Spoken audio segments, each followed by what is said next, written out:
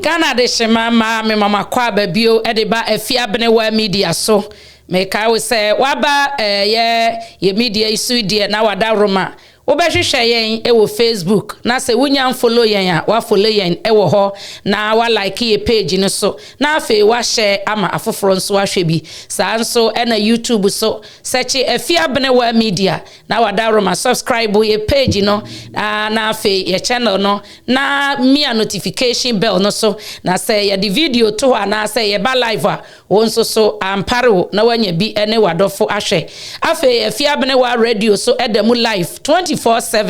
ya say wukura Android phone ana say iPhone no say wukọ ye search engine na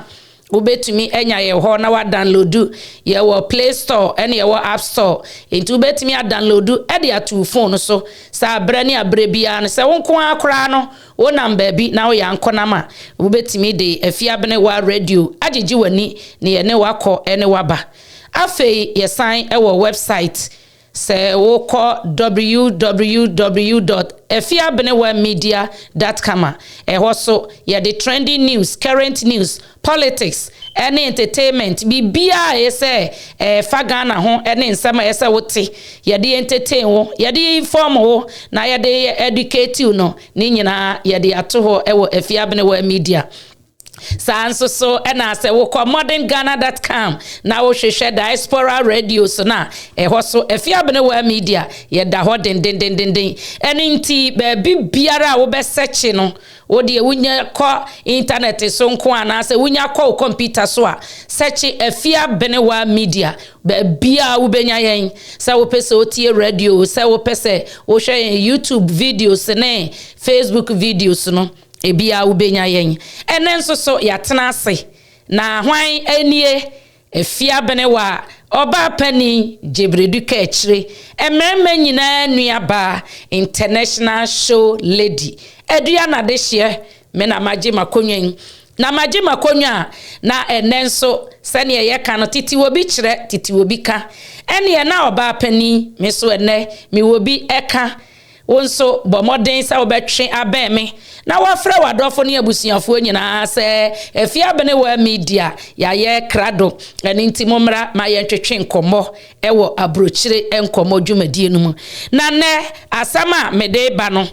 ye tie asopa enchere asemte enkomodie bebre ena ekoso wo Ghana maimu ene sei enche bia ena yehunu se billboards ne signboard akese esisi Ghana miahodo bebre ya na nipa entiase na wonhunu nipa sukura otai yesa kaka motobi achi intimidi kan edi video ebaye abra nipa na ohye chire no eyi nanim na obekasa ye no meye video efa ho ya sa abre no de na ese meka fa ho no meka efa ho enen so foforo asan betodwa efa sa nipa kro na ho na eno no so no de eyese ye kasa fa ho no ena ye be kasa afa ho eni sen ye nua be ma bi a ye frɛ no Nana Kwame Bediako ya wo sa ne homra ne se Cheddar ya o sisese ne mrane no ne akodru ne freedom Jacob Caeser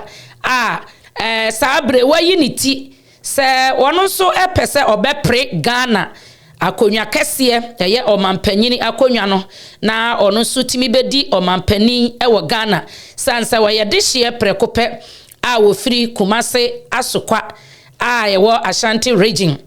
ne ma mene ne papa nyina efri Ghana ye wo no wa Ghana etete no wa Ghana enu otu kwan eba abrochire obebo ne bra na breso se osan eba Ghana no wasan abetna Ghana na yenuan eba obi enanim no anase oyi ne ho adi se ono ena otai movement atudi se the new force no achi no nanka odi nipa titro bi free abibimamo wode womo eba na ode womo abeye dwumadie soronko ya ne botae ne se opese opagya abibiman anim na yenso so wana wonso wa western weather na say abrochire fam asa de e ka no omo so akukuru krakra abafia behu say Africa for so specifically Ghana ye wo adeawoye nanso bibinti no sa adwumadie antumi amaso ya wo mo etwam anase wo cancel no na eno na amase abredie waji internet ni nyina so aboso a ene we interview no we TV3 AKA FM Adom FM all the media na we Ghana both radio and television there say ye twen owura Bediako abasa ni a ye twen ne sre ni abasa obia peso ne kasa na obisa bisa ne sensem anase ye totototo na no na ye hunu ni enti a wa sore waka say opese obedi omampani akonwa e wo Ghana nipa bebre ene na kasa abisa ne sensem ama wa kire na dwen na nsem binoma kwa ese aye Ghana fo tirimu chiwo a obia bisa baby biara wo beko akoye interview no omu bisa oyi ano a na aye te se kwan bi obefa so oyi ano bia ya amanfo tirimu nwa no eye asem bi a ye nua be mai ka se woni de odi mfie aduonu baako me kire at the age of 21 no na oye millionaire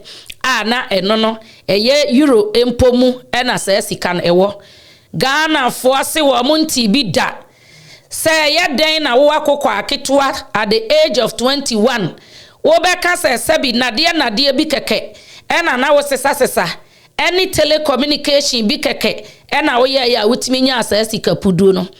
nti eno de etwetwe ya so kakra wo chirem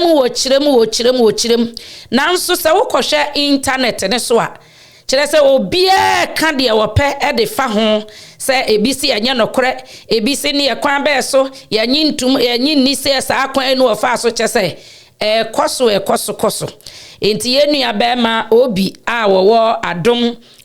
FM wone ne kasa ye no wone de sabi ye so sonkra ukomumu yenu ya be ma obi a oye radio presenter waye adwuma na cheyi enti wo nim de enti wone de otasetase abra wone yenu ya be ma Nana Bediako ebehia no obo ne homodin bia se obekokọ abefo ententan kesie iso na watotototo na so de na so atofom na ensem a amanfo pese wo munya emuyaye efiri yenu e ho no wabisa na nsem no baako a na dodo na so pese wo muhuna eye asem kro ya meka ho asemi se ni sika no ese onkyere mu yie kakra firi se nipa bebre na ese omo ho amaso twetwe omo kakra se at the age of 21 now you millionaire kire se wo se nade na asesaye eni ntimi nkyere ho kra no moma ye mo eye audio ba ko na se mede asem na amanfo ka no mede to eno na da ho no o se I made my first £1,000,000 at the age of 21. Na sa asem ya yenua be ma Kwame Bediako kan ye. Aya asem a kire se aya asem den dia magana fo a sabi wo kire se wo hu bi da wonti bi da. Se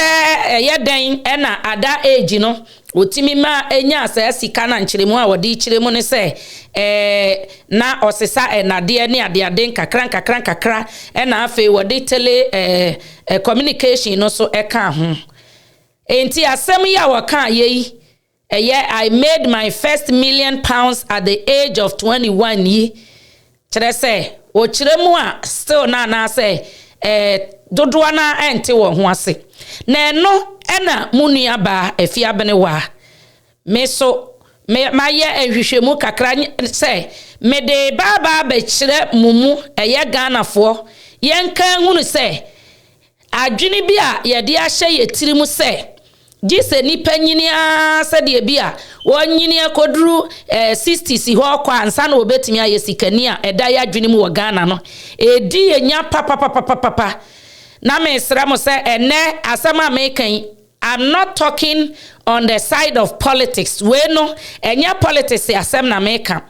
Me kasa afa Ghana for your mentality ho. Ya dwini bi e we ye tirim se akora de yesabi onya sika enye yie ansana obi benya sika no na bia wanya emfie wo kɔ ne nkɔkora brem amana no mere wa brem. That perception, that mentality na ye wo no eno ho na me ba be kasa de afa. Enti this is not about politics and I say anything. E wo mu say ni ti a wayi so opese obeye political figure no and so obedi president no eno na atwe saa ensembisa nyina de aba. Nanso ensembisa no mu no na me so me pone ho ne nkrabata bi di aka asem afa sane Ghana fo ye hunu ye niema na ye ka ye nsem fa na ansa na no ye se adwom eda eseniwura ano eni nti me bebo audio a ono ankasa interview ni bi ye bisa na o chirem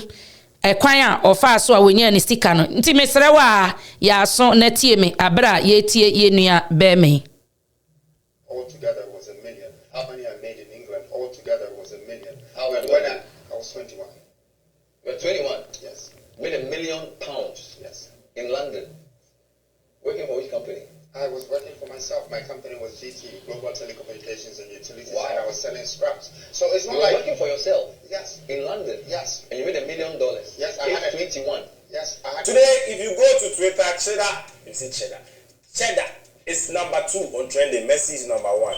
Cheddar is number 2 on trending, and people are talking about Cheddar. Now, in this video, I'm going to tell you why Cheddar is trending, what the reaction, what the whole conversation about is on what the conversation on Cheddar is about. They're still talking about his work, how he made money. People still don't understand. I did a video recently talking about how Cheddar made money, his assets, things he has, buildings he owns. You can go and check the video out in my 2 or 3 posts before this post. A detailed explanation of assets or buildings owned by Cheddar. Don't go anywhere. In this video, I'm going to be telling you what or why Cheddar is trending, what they are talking about.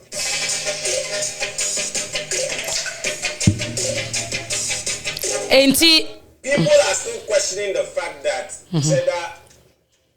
they don't understand how Cheddar is making money or how Cheddar made money. Because it is believed that everybody, when you make money, there's a particular training for, there's a particular channel that led to making that money. But with Cheddar, people are saying it's not clear to the extent that people want to pull interviews that Cheddar has done in the past, where they asked him, say, what did he do? How did he make that money? And he said, he was selling eggs, he was doing this, he had a poultry, a whole lot of things. Now, apparently, from my little gatherings from Cheddar or from my little investigation, I've seen that Cheddar was a businessman, somebody or is a businessman, somebody who loves business so much. Now, Cheddar was on an interview with Bernard Able of CTTV and CTTV and CTFM. And in the interview, he asked Cheddar, basically, like how has Cheddar made his money, or how did he make his money? And Cheddar said that at the age of 21 years, he made £20,000 that he brought to Ghana to invest in a business. Now, Bernard asked him, said £20,000 to make a business as at that time, and then he says, no, as at the age of 21, Cheddar had £1 million in his pocket. the place that I rented. My capital at that time was 20,000. My main capital that I had made in London from telecommunication and scraps, I had invested in Hawaii was £1 million. And the money I brought to Ghana is what I did the club with. But when I did the club, I made $75,000. And that $75,000 is what I used. Oh, so you brought money from London? $20,000. $20,000? Pounds. And that's what I invested in renting the space and doing a nightclub, inviting people, £20,000? Yes. In 2002? 2002.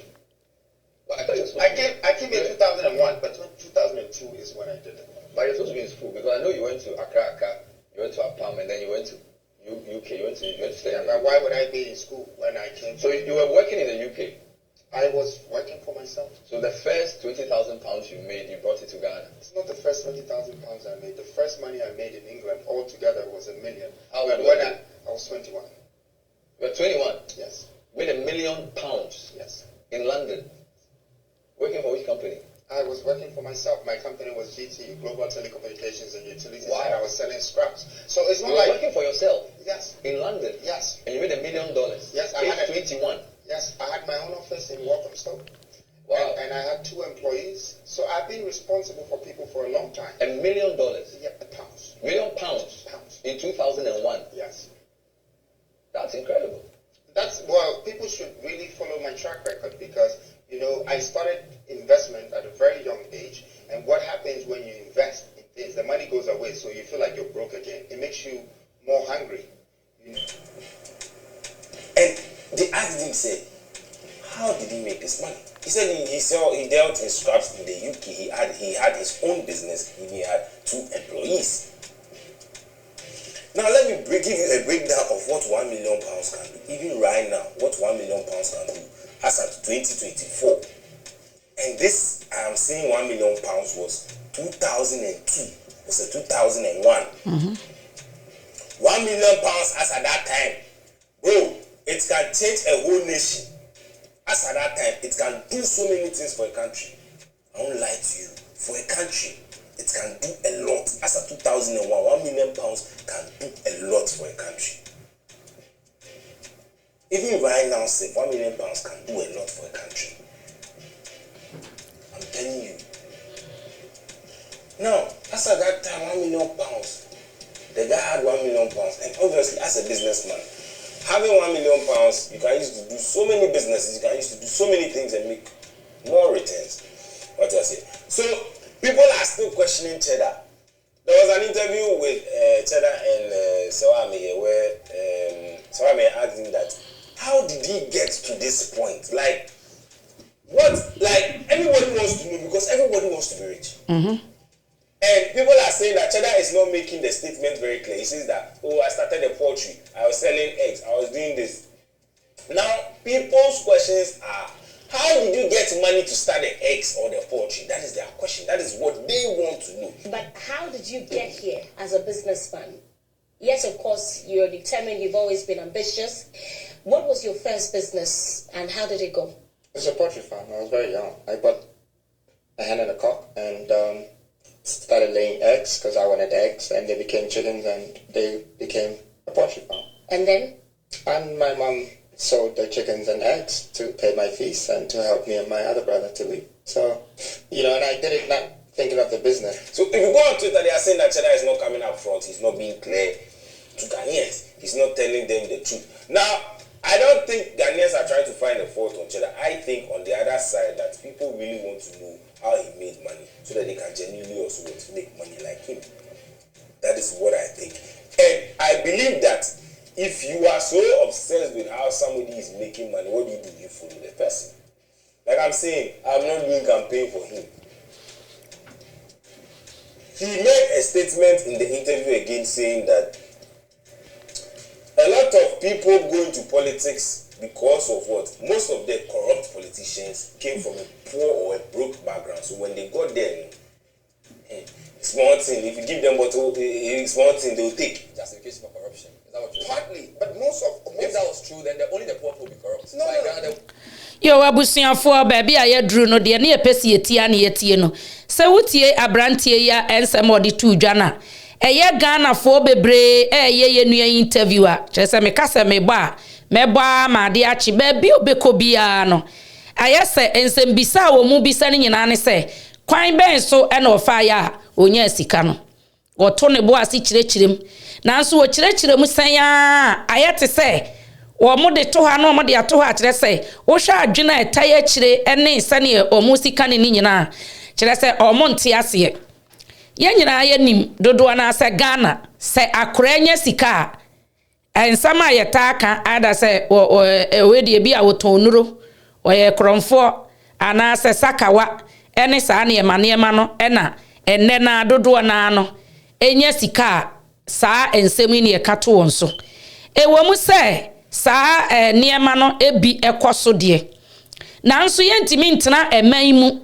na man na yatimu no se obia kwa nanim a ye de asam eto no so woto nuro me kai se ensama eba Ghana no ebebre no kyerɛ sɛ sikafo bebre ahyase no wo mo hyase ba bi kitwa bi ɛna nyame yɛ won wadom a wo mo de bepie soro sɛ ye mfato ho a ye ne ankasa ye nua panyini ose Kwame despite ye nua hyase sɛ obi a na oton cassette ewo ba bi popotwa bi ɛna nkakra wode ne saa nam sɛ sabi nani da hɔ na nadwene ɛwɔ fam na ɔhyɛ ne hu nkuna sɛ me dabi ebeye yie ma hyase ɛyɛ ketewa bi de nanso dabi no mepese me duru baabi enti wɔto ne bo ase ton ye cassette nkakra ya ne ye nua bɛma ɔsɛe Kwame despite sɛ ye boss sikafo atitira o mo wɔ Ghana ebi brem ni wiase afanem kura ye ntimi enya ne din wo hɔ kaasi akɛse wo bi ɛdan akɛse wo bi wo ne yere wo ne ma ɔhwɛ na busua ɛhwɛ ɛtre kura akɔ abɔntene ma bi so ɛmanmu ɛso abusua so ɛso ensɔre so baabi a yɛsɛ wo ye bia ye nua bɛma yiye nanso na hyase no cassette ɛna na ɔtɔn ya ɔde hyɛ aseɛ enu nti no se ye nua ose Kwame despite na ye bra pani se mire bi ba na okaso oba bedi president a na se wo bisa ne se usika wanya hifa na wunya free ye na wo kire mu sei e de kire wa wo beji atuma na asa wunyi ntum ana se enam so obaye president ni ti de ne ye se ofa kwan foforo so kire se saa kwan we mom so na me fa ye e de nya sika ansa na bi a ye beji atuma ya ji atum yanu achi yenhwe ye papa honorable Kennedy akompreko Japan wono susu kire mu se abra wosa anase nyesu wosampo national sikanya ahyase no oton PK yes has chewing gum a friend say sa ena no wose okurekura ne kakra eno no so kura Ghana fo bi anyi ntum omo de question mark kese ato ho yanyi ntum yanyesei enti abre bia no eman na ye wo mu no obi nya sika sabi ye wodin a ye de frɛ no ehia wo so a e wodin a ye de frɛ wo enti na kyerɛ sɛ kosi enkosi koda enkoda yanya ne den na media me fu senka ye sɛ ye man a enka ye betumi kura encourage nipa ye betumi appraise nipa sɛ nipa ni timi bɔ ne homoden ekodrum pempensuo bi a eye sɛ ye timi bɔ nipa na baso na mom ye jisua hunu efri ne ho e chensa ye be criticize person no na se impose ye be criticize kra ye se eye me fa ne se critical thinking positive na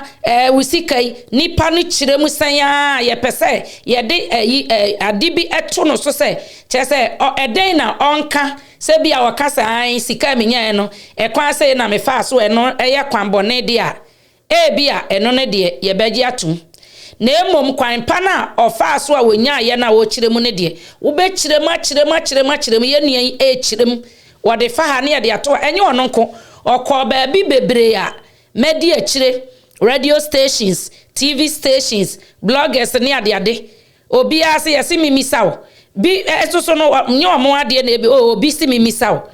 si mimisawo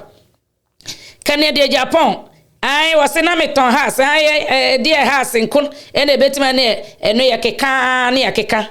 we ne be yese ya eno watwi moja ena we ye nuro we yese na kire se Ghana de obi antumi nya sika wo manum a eye sika frenchim. I'm not sitting here denying the fact that say eniema boni binom enkoso anase bia ebinom fa kwan boni bi so enya sika nanso a wo man biamu eman bia ni wa wo bekoma obi nipa wo mu nyina ye han above 100% nanso so no se obi ekọ nanim a ye bona baso na emom se wo fa kwan boni so na wodi nya sika na wonya wo ho totoroto emra eso mu se twima ene ubedi enti se de nipa na boni bra bedura emra bia nchi no se bia wo kowia ade sika anase wakototo ne ma boni bi ana ofa kwan boni bi so na dinya ni sika at this time na wote ho ne de ni hu so no wontumi emfa wadwen kan se chenchena che se yenu abema ne sika onya ye no kana muntimi nka ne pay fence nanim ba dodo na no se de nsebisa ne si kwa ne ne ma ekoni nyina apese kire se yenu abema ne bia ensam na wo kan wo boa na emom afa kwan boni bi so ebi no mfo se wodro ho kwadwan kuo bi mu a na enye se sika no oton nura na enye se sika nti abrantie bia si so wo Ghana na wo fa kwan paso kura edinya ne ho a na enipa ye ka we atwimoja we yese se ye yesa enhye aman no ma no enkuran ma wontimi enko wanim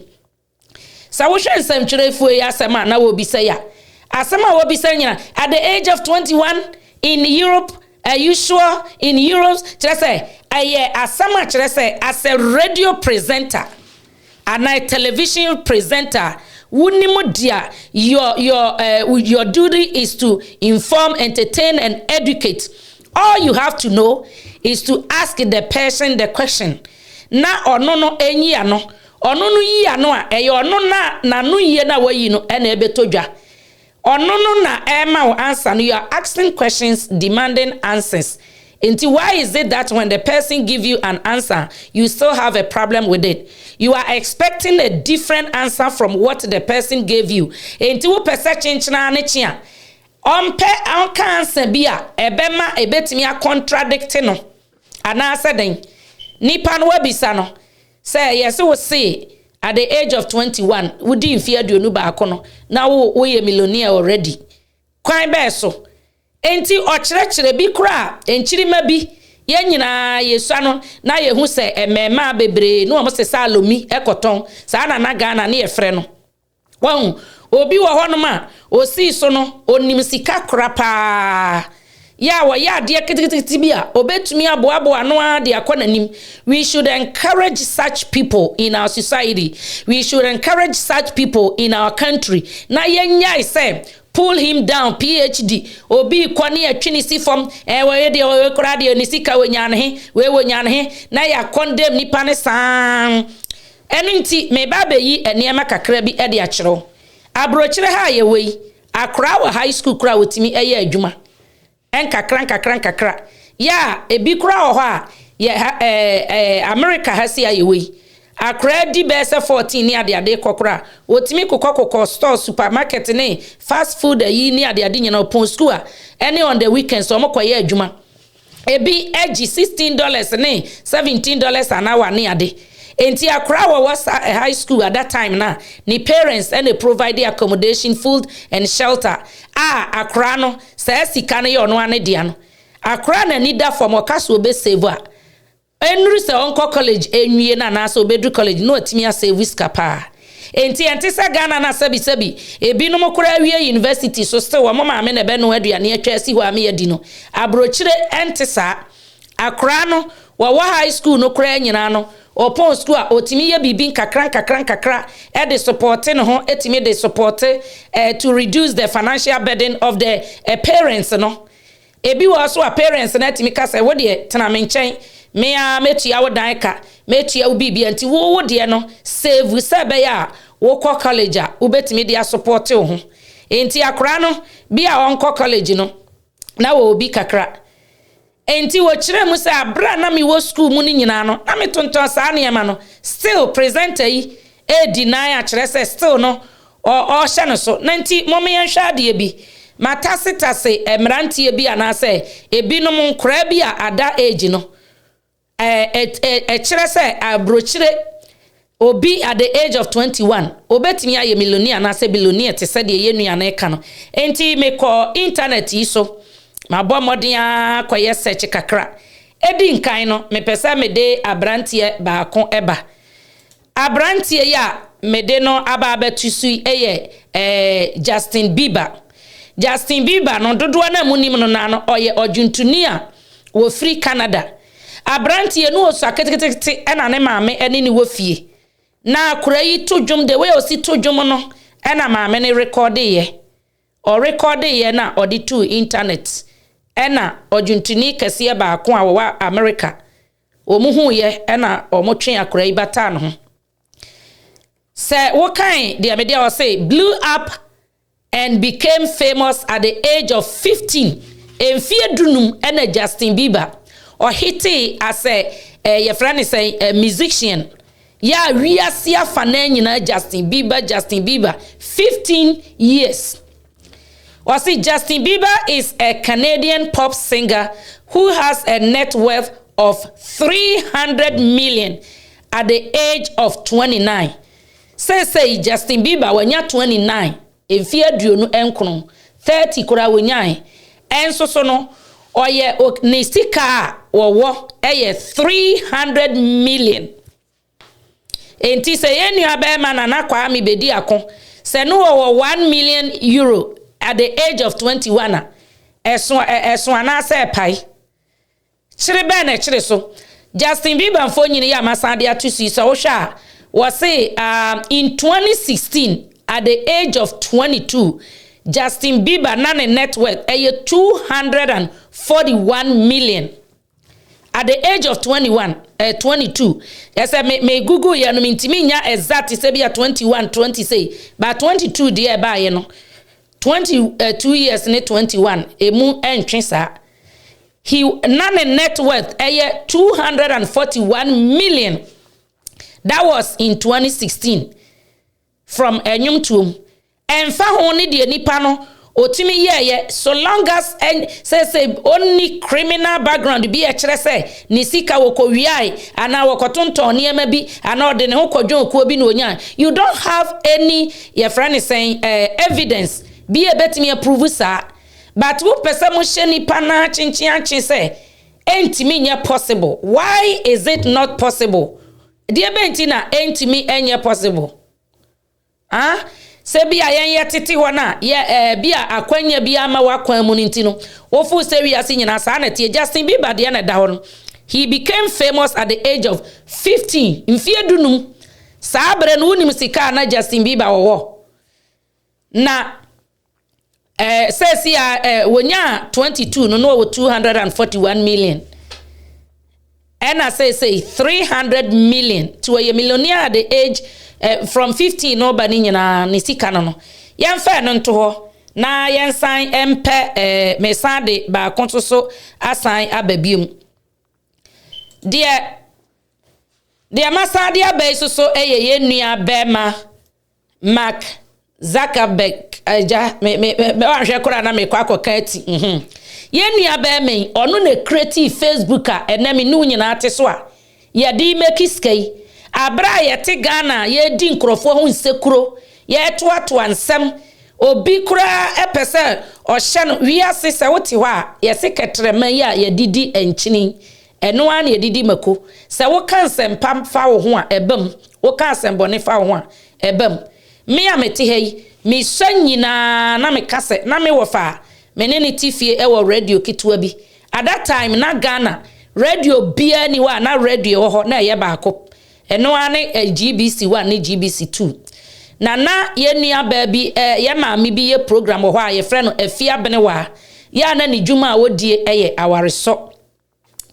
awariso program na da bia me wo fa so radio no na me tie bi na me tie nti da bia me sora me se me so me din e de afia bene wa ye de meto me na ye de meto no e de bene wa ye wo me fia da nti me so me de afia bene wa enti da bia na me kasa me so me nyina me kasa radio so me ye adwuma radio so wo ka obi wo ho no ma otimi bogu say wo be den no akokasa radio so because at that time no there was only one radio station which was Ghana GBC 1 and GBC 2 now obi ameti sunyane bronga half for somewhere no they thought it wouldn't be possible for me to become a radio presenter as a fiabenewana na wati hono because they didn't think say it would be possible say betimi abam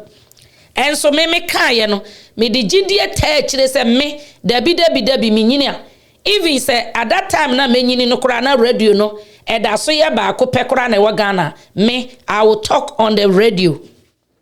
na sa asem no so a me ka de ma me ho no nyankopon ti e ba mu abra omampani a wanya ne ba bi come his soul rest in peace omampani flat lieutenant Jerry John Rollins ebi ekwan mu to ho say ankra betimi abie radio station ne television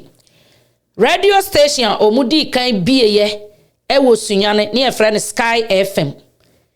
na misumi ko school no twide na akere se metenete asori dem ne Bible ne atwi wo de mame amekan ne te se de sabi enkra Roman for si rose no pepe na SS1 bibia atwi enti me wafa radio ya na mete so omo ya ananso afi na no omo bie no foforo ena omo ya ananso se ya bie radio station enti wa wutimi kan twi bia bo modern se obeba na waba pe nipa omutimi kan twi omano ate otwi mu ne afomo abusuafo sa abra me kase na ma wie secondary school ya secondary school na mi wie ye no na ye twen ye ne first batches na ye di kan wie ntina eniema enkoyie papa ena meti announcement na de echi ya na me dem application koye enwumere na meti se me de enokra no me de ma obi ana okọ sunyan ho na me de ma no odikotum enwumere na meti se o me ya announcement se obi nim ye nuaba afia bene wa on kan kire ne say ye hia no Sky FM de asema mekan obi a ofiri buna hafo a anase oye oti sunyan enim asema mekan enti hwan no ya announcement say ye hwehwe afia bene wa a wo sunyane atanoso wa wonim ni bia ka kire ne say Sky FM fo hia ne dendenden tichina ano papa wo momoden so obeba abusuafo ade echi me di application ne kwa ekra ma momi busuani bia amane enti wa moti announcement na me papa wo sunwan abusuafo nyina ade wakoye bibia na yesi announce say Sky FM yesi say ni say menim ne ma ye nti man kasa na me ye din because me dem application kokode free say ade bi wo okra wo ye oka kire obi a obebu wabam obeka say wo kwai ana bibisa ene me call ya na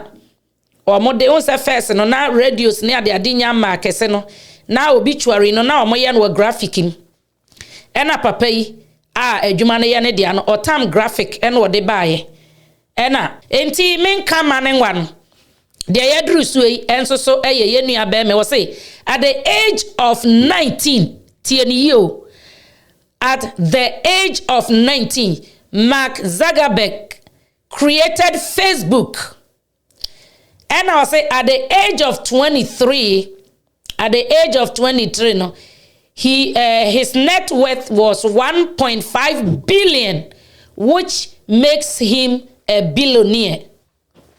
Someone know or say he became a creative Facebook ya na me no me nyina ya tisui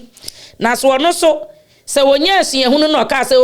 me were only 19 years inti me twa na manya 70 years ansa ma be creatia enka na me no me enu enka yanya bia yete so a yede enti at the age of 19 no eba ni tin mo sori wan kasa gi se menyina ansa o creative Facebook no ama na me no yenya ho mfaso at the age of 23 no na okita 1.5 billion, so 23 years no he was already a billionaire. Yeah, naturally say wabeye billionaire no na wone ya Nana Kwame Bediako A.KA 2 years peneda entemo. Currently no in 2024 no Mark is worth an estimated amount of 132 billion. 132 billion. Enso kurano onyanya 40 yes life begin at 40 onyanru ho enso nisika wo no enti na ehu enwanwa se Nana Kwame Bediako nya 1 million euro at the age of 21 ehun na se epai. I don't understand. Chere say ya limit ye ho se Ghana need ye entumi nye sei Ghana di need ye abema ntimi nye sei ene ya crash ye ho wo wie school a adwuma no kora ye create no anya bia ye wo betena fia wo nko pa adwuma no kora wunya bi no na wo ne number 50s or 40s ni ade enti wo kwa adwuma no sesi anu retire ye encourage your youth no ye lift your moral ewo enkora no kire say bibia akwaya te say gise wanyinansa that mentality need to change. 2024 yes say sane emam ena da hono at the age of 19 Mark Zuckerberg created Facebook and he became a millionaire at that time, and now he is a billionaire. Billionaire no nyasa 1 billion okita 132 billion. Okay, ne I can say your friend is saying what why can do no obi asusu betimi ayebi no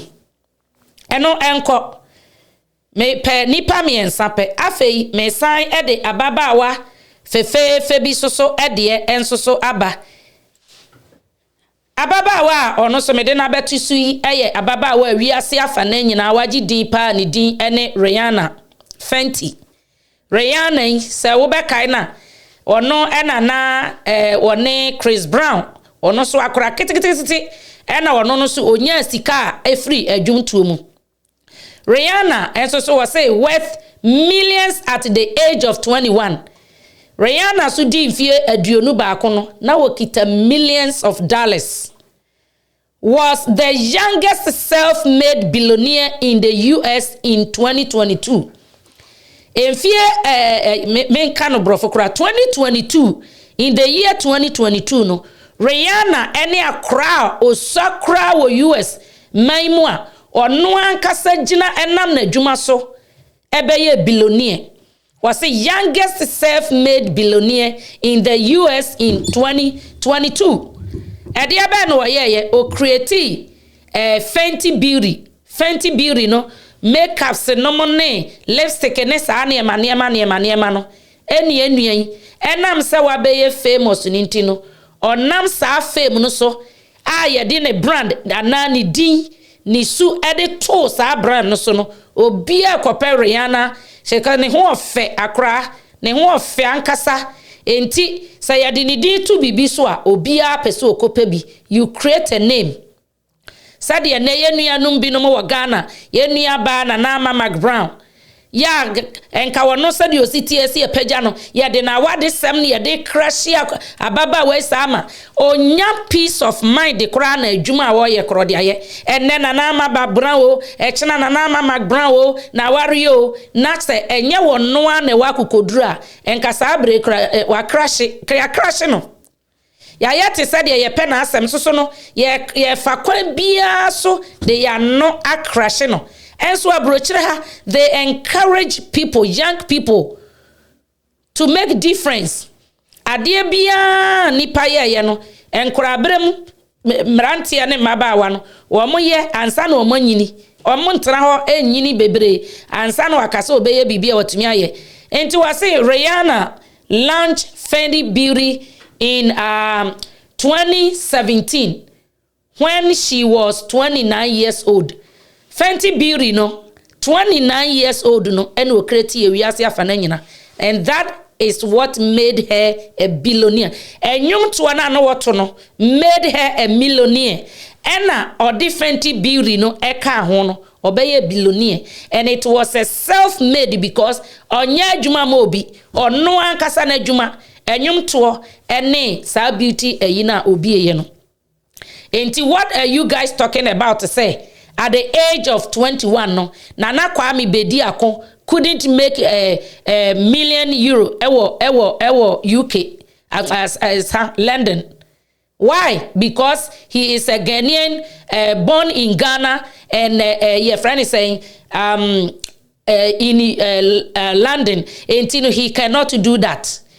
Enti sa wo wadwene wo tirim kiro sa me de metena ha ya sorry for obinyum metena ha na chese wo de ba bia wote no hwa na wote started from the bottom, sitting on the bottom, waiting on the bottom. Onye ni panyina na pe wa brabo sa obi wo ho a bibi kitikiti me classmate bi a me no ewie school a ye wie school no na ne papa bo ni jetire wo so on de ontimi ntoa so nko secondary school e na ne papa bo ni jetire so on fanton paboa pai baako ena papa ne disika na mana okotoye enne kohwe ne store wotia no wa bia maninu ya no ma bia ma binom tetea no enti obi wo ho a ono no okura that ye friend say no okura that talent no enti se wo na wuntimi nya amantana wankasa obi so entumi nye In 2024, Rihanna is 35 years old and currently worth $1.4 billion. And then that's no. Enti nipa mabobo mu din nyina nipa mi yi wo mo ekyereye Justin Bieber o hwe ne dia eno ene da ho no. Okay, ena mesan eyi ye nua be me ya wono no so ebie Facebook yi ono so ne dia eno so ene da ho no. Ena mede ababa wa fe Rihanna ono so mede ne dia be ka Chris Brown num LeBron James num ene kyerese even Massachusetts akra we Boston kokore Celtics enkra wo mobo basketball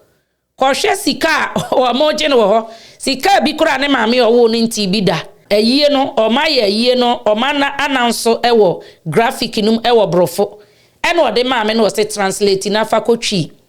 o de maame anam se abusuafo ne adofo amutie Sky FM mamu nyina adwo e de ba Sky FM so ene so ebra so se ye de enkaiba ahodo e de brem enkaiba ekura mi saa bre eye ayie se ene se abusua suso sa abusua yi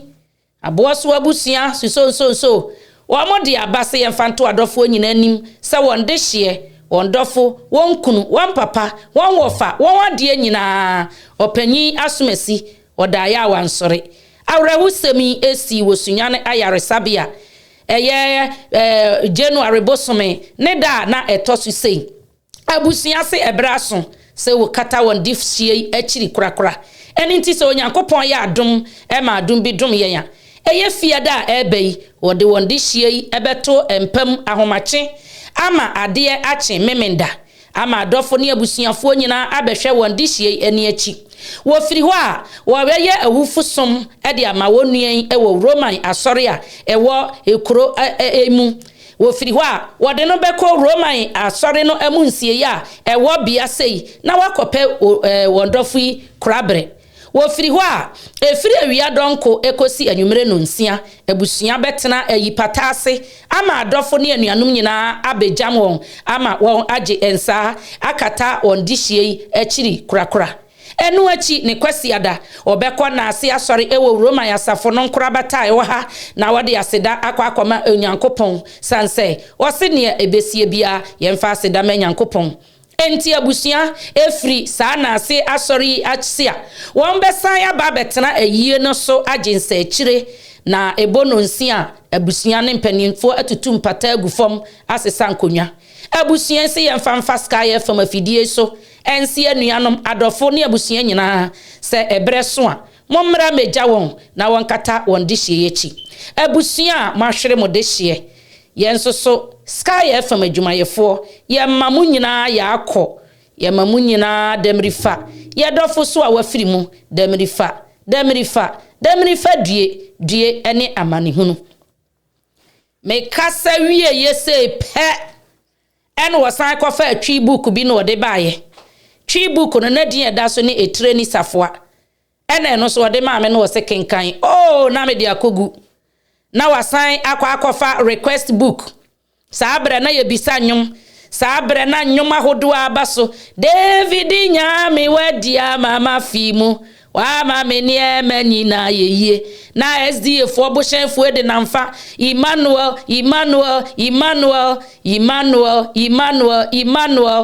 hanamafo eye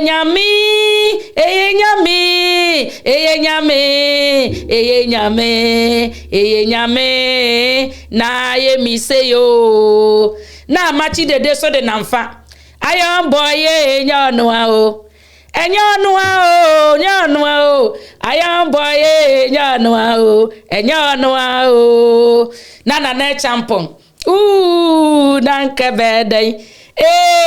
nankebede ya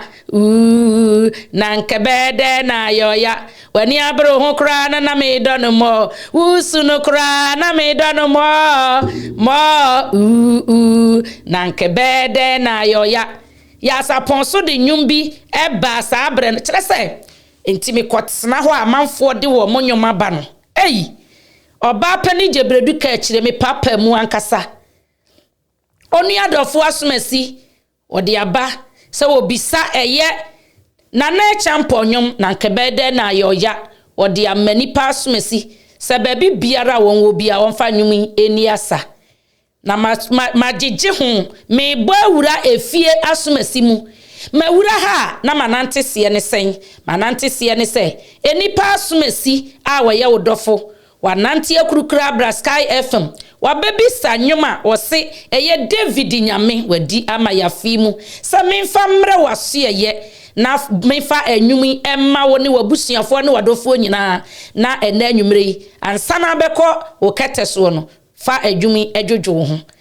afedie obia nim se afia bene wa na wo Sky wo radio GBC no ena aba eye Sky FM ho abusua me kani nyina mana ba besi se wote ho a kansem papa efa wo ho hye wo ho nkom wan kasa bie wano na prophesy ema wo ho entie ni obi beka o se woda sore na wadwene yo se nyankopon se wo bekukuru du akosora gidi na fa mpai bota akire ema obi enum wuja sanse Ghana no it is not possible no aya adoso obata kura wo ne bana kura ne kase me nyina metoka me nyina meto aeroplane me yesia na bata no kura no abatu agu chese wa no kura wa wo ba no you don't have that friend is saying future no emma wo ba no se obetumi aye de woye no nka nipa ne kan wo si amen Justin Bieber de me di kan o ma me na record o hu ne pa e woni mu no ene wo de ko me kan ya bra ne yesu no ye wo school manyensema minie asori dem Bible reading mini instead say akra bia wutumi wo ye social sa wutumi gina nipa mu ya de no ye be encourage you no ube hu na de dodo na aka na akra we de empanyisem de akra we de akokwa empanyisem na ye de crush you instead of lifting you up no they will rather crush you enti se wunya obi a wo perseverance we are determined in life you have to give up na yaka wuntimi nye nti Ghana nkura nyina yaka ya hye empanifo kura discuss bibi na kura unity wo hafiri ko empanifo ahia na wo ba ho no enso bia na abrochirefo nkura yi empanifo no eye na o tutu ne ka mfidie ne ba a wanya 2 years ubengu se na akura no so ne nam ho na wo kurekura bi no on pam ne da enti the fact that say ya wo to him anasa wa wofuo ni bi doesn't mean say you cannot make it in life obi wo honoma na nimu ni bi na chi ni bi enso na ye the star of the family another star of the country ya enam ne so ebetumi ama afoforo nyina etumi akwakoduru baby the fact that say ya wo obi na sabi only boafo doesn't mean say sa na brabo ebeye minyanyum bia enka me de atachire yenua ba YPC Esther ene obo ne nwum no se uni bi na achire nyame boa na benya bia ene soso no se wo abrabo free ba bia na ewo na ekosoro na se wo bo bra yenua panin ye bra panin despite abra no oton cassette no na wo se de osi bone bra enne soso a obeye despite soso a woni sam obi na wo se de osi bone bra enti sa mentality bi soso ne se unya sika kora ye ho mobomobo ye ho te se de ahia na wo ya adwini mu no enti obi timi started from hia buruburo nyame ma no sokora still na wo kwa wanima na ho ye nipa ahi. They still want you to remain the same say one bedroom na sha koso na sha ho enti wo yese wo si fie kora no atu akoma na de kire say on na se ye mehwe no na ya di wait man mu a president ben ene betumi aba abedi ade a ye betumi aye bibia me na ye president fo a wo mo ben nyina obi a ye na fam die JJ Rollins ba ye ena manya etwa ye ho ahia ye nyina no omu nyina akọ ma nso ya nkọ mu da obeye na fam die kire se obegina ho protect man no ofiri ho ye papa kofo ba ye ono nso so awofo ekọ wo free school to ayi free ono so be ye bia ma mu ye kama ene okoye ya papa Tamils so baaye ono so be ye ne de ya papa Mahama e baaye ono so hwe ne Ghana airport wusi ho a wa wutumi hu ne say yes ene abrochire difference bi anim be ye niam bebre ya papa Akufo-Addo so baaye ono so di free education aba eno so egu so na Ghana no chese nipa no ya ade a ye bebo na baso na ama watimi akoso aye no wo de ade no ma nipa na ya gide a hye botom ne ya sa atere ye nsa ne ya sa gino se fa foforo tum but ye nipa no so ayete manum no we need to change our attitude we need to change our mentality na yetumi eye nipa ye wo vision dream big said ye bi no mo ka no. What is your problem say obeka say me ye what is say obi aka say me ye ame ache na to prison da wo ka say me meku nipa ene ye chew wo ka say me medi awu a ene ye chew na say wugina na ka say me emfa ho ne say ne ye ma hyase etie me ye ansa na me ye say ne ma ye say ya obi a police ni bia ni wa ye so otimi chi utum police ni bia ni wa obetimi achi watum say what na ho no maka say ai media dabi meye enti Ghana fo menemo nya adwen sansem bi ye nua na wa sori say opese obedi president Nana Kwame Bediako A.KA no samu ye ni interview na mo wa asempa bi na mo bebisa na mo misa no wom say ye were right to say ye bisa no ensensem because also opese obedi president si ye bisa no but say bi nsem na mo bisa no mo misa nsem anyansa wom ensema say abrantie sabi emponkonanan kura hwirita na nkomponansi nti empanimfo kura na ebufa so na wakokwa ubetumi di president idie kwan be so na ubetumi afadi kwan be so questions such questions ena ese mubisa enye questions ya ese wodi breaking nipa down we shouldn't do that so we will be interviewer bisa no ensema I'm not saying it's misa because sa obey president we need to ask such questions about the source of income. He fana answer me bisa omo di kan bia enka ne say yati hoi enti you were right to say bisa but who bisa na wo wie na amamu ya move on to the next question and also say make sure say wo positives say sabre ya wati hoi yan convicting no baby aso wabokoro no ana say watonton ne ma bi no odi nya ne sika enti some positive information kura from ne ho na etumi motivate the youth to yes dey wo furu duapa no ena ye den ye boa no the obi the ofuru duapa no ye pia no me kasa ne nyina no me say I'm not saying say obi nkoto abama na no obi say I'm not talking about politics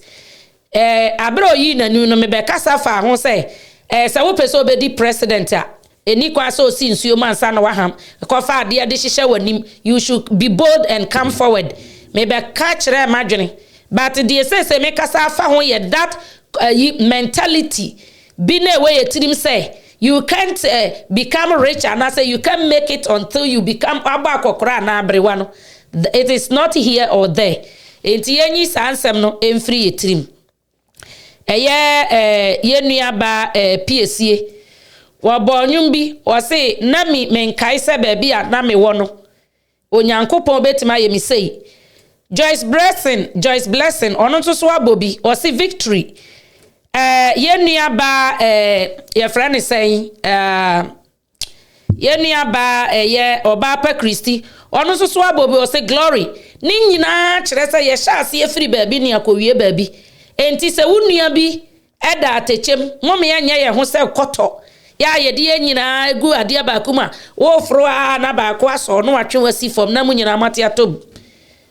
We should be happy when somebody be successful in life. Enti mama yentie ye nua Joyce blessing or say victory ti enyum no nsem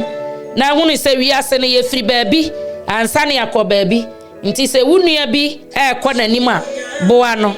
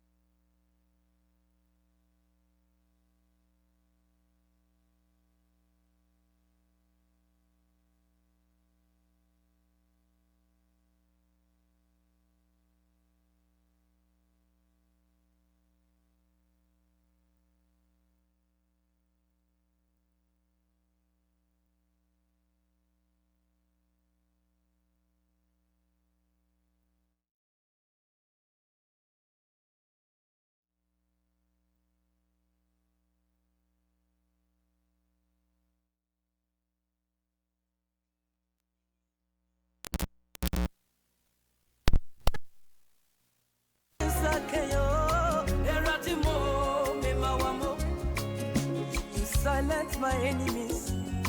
You put a smile on my face, oh God, you have answered my prayers. You silent them, yes, you silent them. They don't know how I made it. God, you have answered my prayers. Was it in you? Enti abusuafo anwum ye nwuma me se mede foa asama ye kan ye no so ne se onyankopon na ma odedam fikyire etimi beye enipa ono na wo ma oni bie so efira techem ede ni gina obotan so wono na oma de oni ani daaso oni ani daaso se wo gidie enko asa nyame betimi aye nko ade a emfa ho ne wahyase nyankopon ebetumi ama wawieye ayekese achen wahyase enu nti moma ye munipa abomfia na moma ye mpagya ye ho enti moma ye ntie eyemo from PSA Esther.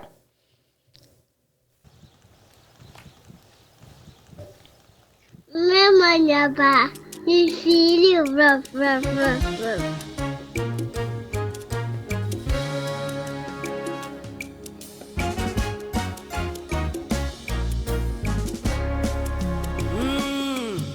Makuma sana simo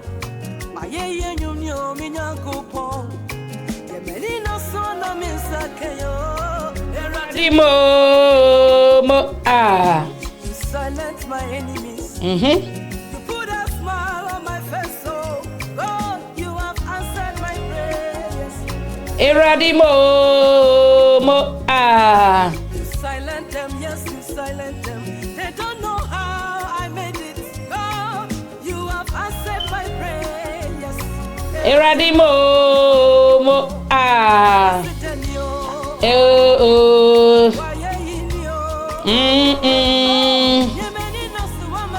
Saka eradimo mo eradie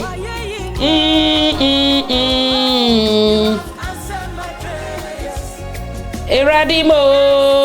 mo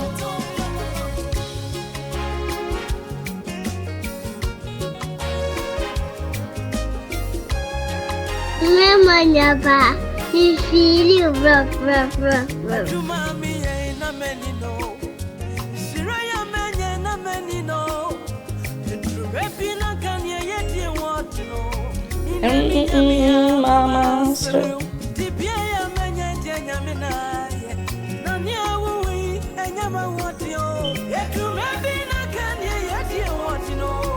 eradimo mo eradie dia menina suna misake eradimo mo. Tell me where will I be without God? Where will I be without God? Maybe you don't know my story. You don't know Nana Kwame Bediako A.KA story. Man tena se na ke kan ye yode abano na wa stande na mo beto ama na ne yato ama no monto mano so amoma ne ntra ne ba bi enwene ne ho na emom saa keka ne sauce na de ne de ye ne mo anya adwen wo ho. Turn on my toes, dance agoja up alogo. You have favored me so much. Eradimo mo I will take off my shoes, turn on my toes, dance agoja or any kind of dance. Come on.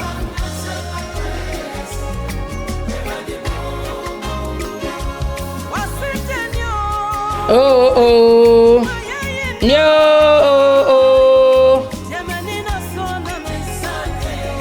eradimo mo ebusianfo asade medican aka no eno ena ene mede ebre mo no ane enchiremu ni nyina ene se momma yentena ho na yenkeka ne da bia se Ghana ni die entumi enye bibi Ghana ni su betimi aye millionaire amana ye yie Ghana ni betimi aye billionaire amana ye yie any age limit bia from 15 and whatever it is other people from the Western world and other countries if they are able to become millionaires and billionaires at the age of or in their teenage years now, age now, the same thing, no? Sana Ghana youth can also do the same thing. Etimoma ye mu ye ho abomfia. Se Nana Kwame Bediako A.KA study so person ye president. Genuine and legitimate questions bi esemu bisa.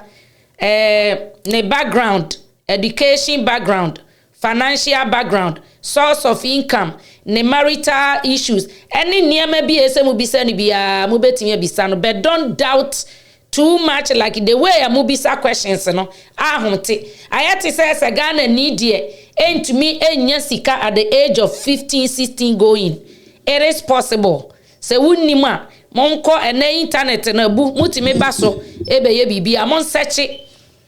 say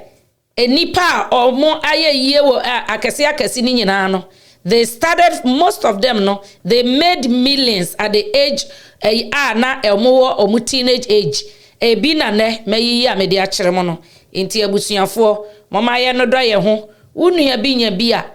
hyeni nkuran bonaba so na bisa no kwan ya wo fa so na se ye kwampanko ade a wo so watumi afa so bi na onyankopon twa edi ampon kwame enso so ehiraw eni nti ba bi a wo a wutie mi bia no me da wase bo modern a se wo be share videos no wo be ko ye Facebook na wa follow na wa ko ye YouTube na wa ko subscribe onyankopon hira mu nyina se mutie me